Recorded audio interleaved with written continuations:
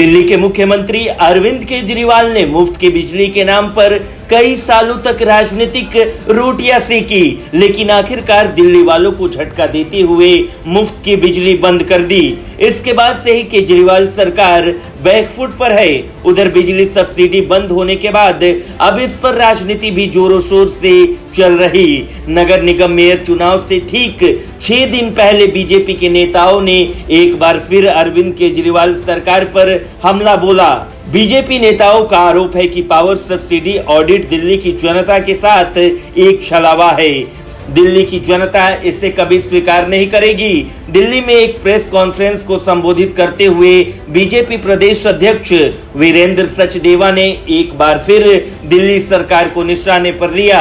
उन्होंने कहा कि सीएम केजरीवाल की सरकार शराब स्कैम के बाद अब पावर सब्सिडी स्कैम में फंसती दिख रही।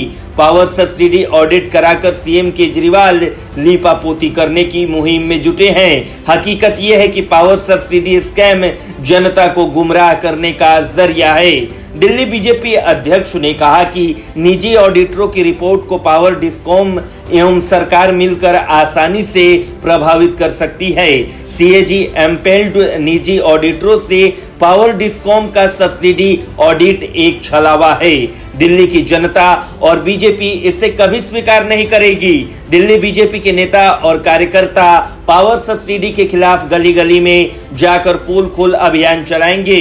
वीरेंद्र सचदेवा का दावा है कि ये कैसे मुमकिन है कि जिस सब्सिडी स्कैम में दिल्ली सरकार एवं आम आदमी पार्टी एवं निजी कंपनियों के हित जुड़े हों, उसकी ऑडिट रिपोर्ट निजी ऑडिटर बनाए और तीनों के खिलाफ रिपोर्ट दे। पिछले 6 साल से पावर डिस्कॉम के ऑडिट को लेकर दिल्ली सरकार का डाला हुआ एक मामला माननीय सर्वोच्च न्यायालय में भी लंबित है। अब इसी मसले पर तारीख ही नहीं पड़ रही है। केजरीवाल सरकार ने आज तक उसमें तारीख लगवाने के लिए कोई कानूनी प्रयास भी नहीं किए। बीजेपी प्रदेश अध्यक्ष ने कहा कि डिस्कॉम बोर्ड में आप नेताओं की नियुक्ति की पोल खुलने के बाद ये सवाल उठ रहा है कि पावर डिस्कॉम को दी गई सब्सिडी का एक हिस्सा क्या किसी न किसी रूप में आम आदमी पार्टी को वापस मिल रहा। सच ये है कि पावर डिस्कॉम में दिल्ली सरकार एवं निजी कंपनियां बराबर की भागीदार हैं। वहीं दिल्ली विधानसभा में विपक्ष के नेता और बीजेपी विधायक रामवीर सिंह बिदोड़ी ने कहा कि पिछले 6 वर्ष की अवधि के दौरान दिल्ली सरकार ने बिजली कंपनियों को 13,549 करोड़ रुपए की सब्सिडी दी। दिल्ली सरकार ने 2016 से 17, 2021 से 22 तक की अवधि के लिए ऑडिट कराने का फैसला भी लिया, लेकिन हकीकत कुछ और है। सच ये है कि दिल्ली सरकार बिजली कंपनियों की हितैषी बनी हुई है। Bureau report, news 24।